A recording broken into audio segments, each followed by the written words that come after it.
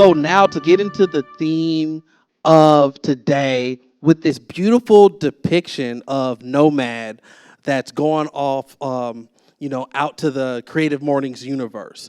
So to think of Nomad, some people feel compelled to travel from place to place, to live outside the confines and constraints of their permanent address. Others have no choice but to leave home in search of a better life. A nomad embraces discomfort, welcomes the unknown, and sees every detour as an adventure. Have you ever heard the call of the open road? Ever dream of being a digital nomad, working from exotic locations, crossing borders and time zones to discover fresh inspiration and share worthy views? The act of being creative is its own journey. So meander through your ideas, roam between different styles. The most important thing is to take that first step. It doesn't matter where it leads because the joy is suddenly finding yourself in somewhere that you didn't expect. And our speaker for today is a great one. Her name is Claire Johnson. As you can see, make some noise for Claire.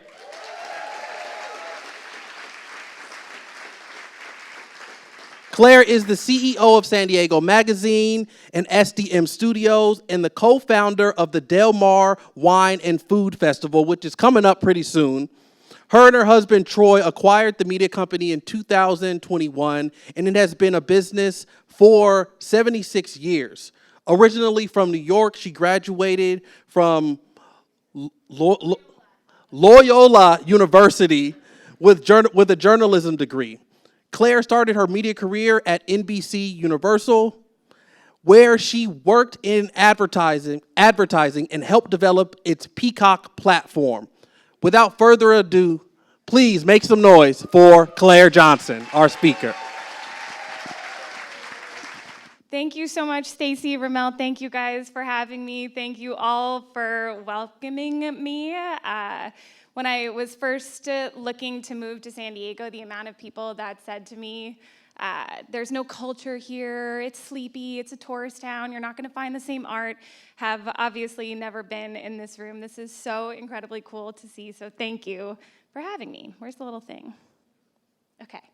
Okay, so the nomadicism of media. When Stacy came to me with this, I was like, I run a local media company, right? I don't really, how are we nomadic? Okay, let me think about this. And what came actually was an incredible exploration personally about the art of storytelling. I'm gonna walk you through all of that, but I have a disclaimer. This is from the perspective of somebody who left a corporate advertising job, abandoned my career to invest in a local print publication. So if you follow any of my advice or take home any insights and it catastrophically fails, that is entirely on you. A few thoughts to start. Ramel gave a good background on me, but I wanted to just provide a bit more context. I grew up in New York. I'm one of 6 siblings. I went to college for journalism. I had grand plans to move to New York and become a war reporter. I wanted to be an anchor eventually. My student loans and New York City rent had other plans for me. I also graduated in 2009, which was not the best year we've had, but I landed an entry-level job in advertising at NBC. Really cool. I was still looking every corner that I could to get into journalism. I want to get into journalism. I want to be where the story is. And I eventually never left. I stayed. 10 years later, I was still in advertising. The call to storytelling was still gnawing at me, but I ended up loving it. I absolutely loved the opportunities that I got to experience by seeing media change firsthand. This was before Comcast owned NBC. I started with GE. And then this was before Instagram was really a thing. This was before TikTok even existed. This was before streaming was a thing. So I got a front-hand row to see how media evolved so rapidly at one of the largest media organizations in the world. And I think in many ways it led me to San Diego Magazine. I was on a work trip in Chicago when I met a guy. And This is where the story ends. No, I'm just kidding. I was in Chicago on a work trip. I had been living in Brooklyn at the time, and I met a guy at a hotel bar. And we hit it off, exchanged numbers, and there he is, back there. I told you not to come. And you sit front and center. I'm just kidding, you could stay. So I met a guy. We met at a hotel bar in Chicago. He is from San Diego. He was in Chicago doing a story on the food culture that pops up around universities. I was there from New York. I was on my way to LA, had a pit stop in Chicago. We hit it off, exchanged numbers, ended up sending essays that we both loved back and forth, eventually had our first date in Miami, then our second date in San Diego, our third in New York, and a year and a half later, it came time for us to decide what we were gonna do. And I picked up, left my life, my career, my family, resigned, and moved to San Diego to be with him and his daughter. And have not looked back since. We got married in 2019, pandemic. And during the pandemic, he had been the food critic for San Diego Magazine for 10 or 12 years at the time.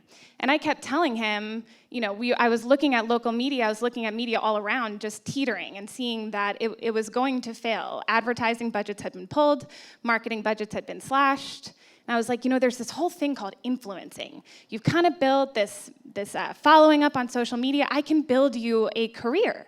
Let me help you. I can build you a newsletter. I can build you a website. And he said, no, I can't abandon San Diego Magazine. If we leave this, if this crumbles, there's nobody here to tell the story of the city, and it's been here forever. I have to stay. So a couple more months of pandemic rolled around, and eventually I looked at him and was thinking about myself and what am I doing? What am I doing to contribute to the community that has accepted me? And I was, at that point, back at NBC. They hired me back full-time when they realized that remote work could work. But I was bored out of my mind. I was just existing on Teams, talking to a bunch of faces that I had never met before, working East Coast hours. And I was like, I gotta get out of this, but where to go? The world is shut down. And I looked at him and said, if you're not gonna leave San Diego Magazine, then let's buy it. He was like, you're out of your mind. I've made a catastrophic mistake in marrying you. You have lost your mind. I was like, no, hear me out. What if we did buy it? And what if we turned it into a true platform, a true microphone for the city to see itself reflected in? What if we built something? What if we told stories for businesses and brands? What if we really leaned all in on our community and we just go for it? And so we did. We went for it, and it took a lot longer, but I quit for a second time. I was, at that point, 9 months pregnant when we drove out to Palm Springs and signed the papers making us the new owners of San Diego Magazine. And for the last 4 years, we've spent doing what we set out to do, reviving it, infusing voice. There's a couple of people here who have been working with us, for us, around us. We're so grateful for the community here. The creative community especially has just made San Diego Magazine a home for us that we're incredibly proud to build together, and we hope that everybody feels like they own a piece of it too. So this whole presentation is not going to be about me. I just wanted you to have some background from somebody who's going to be talking at you for 20 minutes. I wanted to start with this quote because it's one that just echoes in my head over and over and over again. We are all visitors to this time, this place. We are just passing through. Our purpose here is to observe, to learn, to grow, to love, and then we return home. And I love this quote for two reasons. Again, when I was thinking about the theme of Nomad, how can I speak to this theme meaningfully and authentically, I started hearing this quote over and over in my head and realized that one of my favorite things about this is that nobody is really sure where it came from. Queen Elizabeth made it famous at some point, but there's rumors of it originating hundreds of years ago from an Austrian philosopher. But nobody actually really knows where it came from. And I think that's so cool that hundreds of years ago, someone said something, someone remembered it and repeated it. And it traveled through centuries and centuries, through so many different speeches and talks, and found its way to me. Probably on Instagram, to be honest, but it found its way to me. And it really resonated, that it boiled life's purpose down to such a simple mandate. Observe, learn, grow, and love. And then you go home. To me, this is the essence of nomadicism. It's the essence of storytelling, and that's what we're going to get into. So storytelling itself is nomadic. And what I mean by that is that stories allow us to travel. They allow us to travel through time, generations, cultures. They allow us to remember. They're how we're remembered. But stories themselves are inherently nomadic. They start with something, and then they're shared. They're a call to gathering. They're a place where people come to listen, to be entertained, and to connect with each other. So again, that disclaimer at the beginning, Claire, San Diego Magazine, is the whole point of this is to be focused on hyper-local belonging, which is true, and why I struggled with this to start, but where you're just gonna come on this journey with me. I think it's gonna make sense in the end. Fair, but I would say that belonging and community and what we're doing right here, right now, is not actually about place. It's not about where you are. It's about who you've become. It's about allowing yourself to be shaped and changed by the world around you, like ideas are meant to be. They're meant to be shared. They're meant to be morphed and changed. The best stories start with something and then they evolve and evolve and evolve.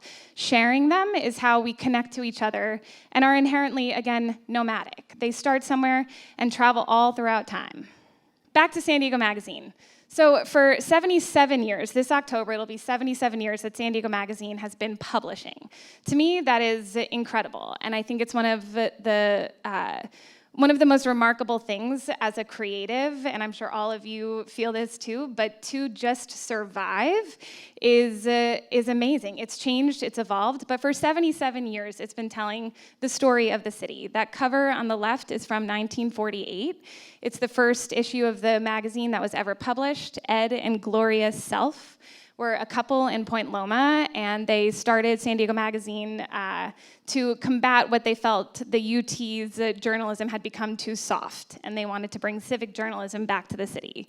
77 years later, this was the cover of our June issue for our best restaurants. And just thinking about those two covers, 77 years apart, how many stories have passed through this magazine? Passed through its media channels, passed through all of you, the people that live here, how many lives it has touched. And I think it speaks again to the nomadicism of both creativity and storytelling in that the magazine itself, yes, is locally focused, but it's a platform for stories to pass through. It's a place for the creatives, the storytellers, the writers, the designers, the photographers to see something, to observe something, and say, that's something special. I want to tell it. I want to share it. This is going to help me connect with my neighbors. You're going to learn something. So now you may be asking, how? How has a print publication survived for 77 years? Let's talk about water. Water is water. No matter where you pour it, what you pour it into, the shape or the material of the cup that you're pouring that water into remains water at the end of the day. That is how we have survived. We've never lost sight of what water is. For us, water is a good story. It's a true story. It's an honest story. It informs us and it entertains us. I think media companies and creatives in general, when they lose sight of what it is they're trying to say, not where they're trying to say it, how they're trying to say it, or even who they're trying to reach, but when they lose sight of that, then they lose the original purpose of them existing in the first place. We have never lost sight of water. We've traveled through decades, technologies, the world changing, ownership changes, but we're here because we remain guided by our core values. We tell the story of the city. That's really, at the end of the day, what we do. We've got our creative studio. We launched a wine and food festival. We're hustling.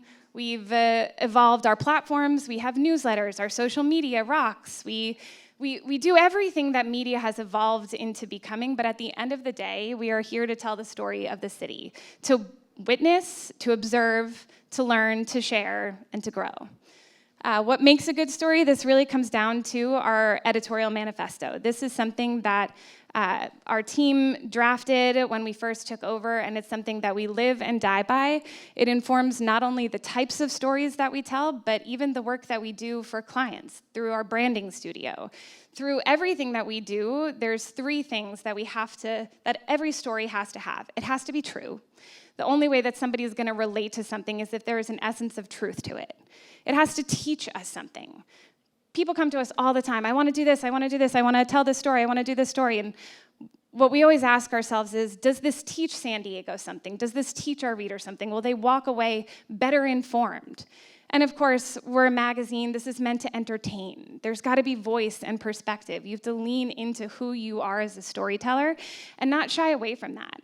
For me, what I keep saying to everybody is, don't be afraid of cringe. You know, the editors, the journalists, everybody is afraid to get in front of camera, to talk about their story, to talk about the reporting that they did, or talk about why something was interesting. And it's like, oh my God, it's gonna disappear into the algorithm within 35 seconds. Just get on camera and tell people why this story is interesting. Don't be afraid of cringe. I posted a video to my Instagram of me dancing, and my mom probably won't speak to me for another 6 months, but I'm like, I don't care. This is something that brings me joy, and I wanna share it. And that's what guides us through everything that we do. And again, we're not here to tell you what to think. This is not us saying, this is what's cool, this is what's not cool. We're just here to tell you what to think about. So we hear stories, we see things that are happening in the city, we think everybody should know about that. That's cool, that's honest, that's true. And then we share it with you. And what you do with that then is the nomadicism of storytelling. Then you share it with somebody because it resonates with you. You leave an angry comment on Instagram because it does not resonate with you. Whatever it is, this is the joy and the purpose of what we do, is to simply observe, watch, learn, and share. One other guiding principle, and if there's anything that anybody takes away from this, I hope that it is this, because this is something that we've been driving home both to ourselves and to our staff and to all of the creatives that we work with, which is make art, not content. This is something that, you know, you're a creative and you're hustling and you're trying to get retainers and projects and you're trying to prove to people, no, branding, this is really important. It's actually really important. You really have to know who you are. Oh, you know, budgets are tight. Okay, well, we all start making content because that will boost engagement. Let me make you a content plan. What we have held on to, and I think this is really the reason why we are still here today, is because we don't make content. We make art. And what I mean by that, art is created to express. It's created to question, to translate, to communicate something. It exists in and of itself, meaning if nobody ever sees it, if somebody creates something and nobody else ever sees it, it still exists with its original intention by its original creator. Content, and I'm not saying content is bad, we love content, but content was built to be consumed and measured. It exists within a platform and it lives and dies by that platform. It was designed to function. They're two very different things, and when we think about our purpose, what we're doing here, we're here to express, to communicate, to find the truth, to be curious, to learn, and then to share it. So an example of that would be CreativeMornings is a platform. This is a community. Right now, I am content. What I say may or may not be art, depending on how you interpret the words that I'm saying and whether it's really resonating, but right now I'm content. So, for example, let's go through this specific story, because I think this is an exact, literal example of what I mean by make art, not content. When we sat down to talk about our best restaurants issue, it was not, what should we do for the cover? Who should be on the cover? It was, what do we want to say? What's happening right now? What's happening in the city? What's happening in the food world? What's interesting? What's changed? What's new? What do we want to say? What's our perspective? And we sat down and thought about how much the culinary world has changed over the years here in San Diego. We thought about actually how fascinating it is, how wide the ecosystem of the culinary scene here in San Diego is, particularly because of the uniqueness of San Diego. So we started thinking about who plays a major role in this, and what are they up to? And we made phone calls, and we researched. And throughout the year, we're constantly studying and researching and seeing what's out there and what's happening, and we started to just map everything out as what are some trends, what's new, what's interesting. And then we thought about the fact that, there's an 80-year-old uni diver here in San Diego. That's pretty cool. There's also a really young stud who's got a Michelin star. That's also really cool. There's a group of women who have persevered in a male-dominated industry and built some of the most iconic restaurants here in San Diego. That's really cool too. What if we put them all in a room together and just saw what happens? Let's just put them all in a room together because everybody belongs here. They all belong to each other. Though they have all walked such different paths in life, they all belong to each other because they all belong here. So we did. My husband in particular, sent out about 150 emails. We gathered this incredible group of people to Layla, and we threw a little private party. We had drinks, we had bites, and we just watched what happened. And what happened embodies the purpose of why we are here, to connect people with each other, to grow community, to grow roots, not reach. Our CFO sometimes begs us to focus more on reach, but I believe deeply that roots is a longer payoff. What happened in this photo, one of the photographer James Tran, who took this shot, connected with the guys who run Paru Tea. They bonded immediately. They had never met before. They then hired James to go with them to Asia on a trip to explore and research different teas, and he traveled with them. That's why we're here. That's the purpose of media. That's the purpose of San Diego Magazine, to connect us to each other. We had somebody who was dying to meet somebody else in this room and was nervous. Even though this person is an acclaimed chef in and of themselves, they were like, I have never actually been in the same room with this person. I'm so excited. Introduced themselves. We heard that they got coffee together and they're now mentoring. He's now being mentored by him. That's the purpose of this. The people that feed us, the people that grow our food, we put them all in a room together and we let them connect with each other. And what came from it is this incredible photo. Our original inspiration for it was, there's an old photo of during the Harlem Renaissance of this insane group of musicians that all happened to be gathered in one place. They took this incredible photo, and it was all right on the steps outside of a house in Harlem. And so we attempted to draw from that. What came from this was an incredible cover. That's content. What came from it was a social media campaign that was somewhat viral. That's content. Our best restaurants, or our Best of San Diego event, where we brought all of these people in real life to meet and greet everybody, that's content. But what started from this was not content. It started with a question. It started with art. What do we want to say? What's our perspective? And I think if that can be your guiding light as you think about what type of work you want to do and who you want to work for and who you want to work for you, the thing that guides us and has for 77 years is that we make art, not content. So just some visuals I meant to slide through before. One other example, Beth Demon, shout out, she's here. Oh, next to Jackie. This was one of the coolest issues that we had done. It was last year, and if you remember back to that original cover from 1948, the big phrase that San Diego Magazine did in all of their columns was, what's doing? That they meant, like, what's happening? What's doing San Diego? And I really want to bring back a column called What's Doing, because I think that's so cute. But we sat down and we were like, what is happening in South Bay? Then we got into an argument about what is South Bay? And then we just started asking questions. Who's who down there? What's happening? Where's there to eat? What artist is doing something incredible that we haven't been able to see before? And we were a little bit nervous at first, to be honest. We're a small and mighty team, but we just went back to the roots, which is make phone calls, show up in person. Literally show up in person and ask questions. Figure out what the story is, what is happening down there. And what came from it was an entire issue. The cover was designed by Richie Moon.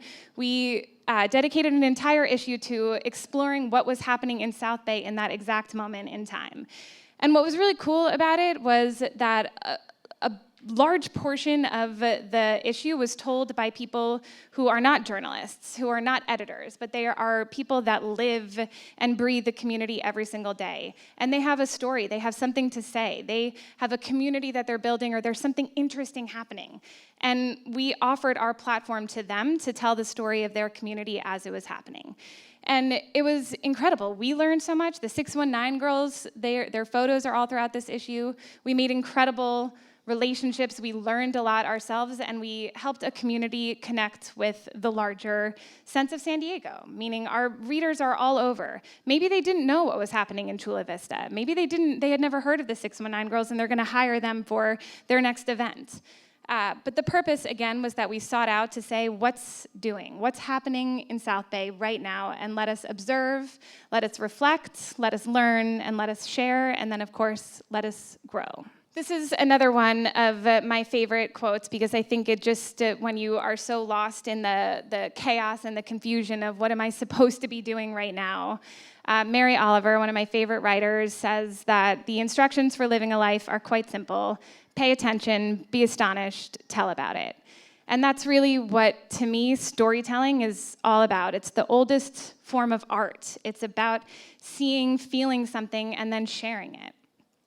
So, some final thoughts. We are all nomads at the end of the day. We're all here moving through time and space. That inherently makes us nomads. Even if you've stayed in one place your entire life, you're moving through time. You've changed, your identities have shifted, what you do, who you're with, that has all changed. We're all moving through time and space. And our ideas, our visions, and our perspective are best when we don't claim them as our own, when they belong to nobody. Because if they belong to nobody, then they belong to everybody. And ego, holding on to something and not letting it be changed because that's what you know, is what stifles creativity. Letting it move and evolve and change and share, collaborate, again, like that quote at the beginning, nobody even knows who said it. And it changed my life. That's very cool. So we should be like that too. We should move and transfer, be changed by the people around you. Don't be afraid. And of course, I would be remiss not to talk about the CGI elephant in the room, AI. Of course, there's the existential fears and all that. And of course, what is it gonna do to creativity? What's it gonna do to artists? But I don't look at it that way because I'm a pathological optimist. And I look at it not as a call to arms, but as a call to art. This is a call to everybody in this room particularly, is to really dig deep, root over reach. Dig deep into what makes you uniquely human. All the mess, the gore, the memories, the scar tissue, that, again, don't be afraid of cringe. ChatGPT does not ever feel cringy. You feel cringy, and then you hold back. Don't do that. Just explore, share, dig deep, because what makes us human is the only counterweight to technological changes like AI. And I will end with my personal mantra, which is just what I try to live by. Just stay curious, stay humble, and gather.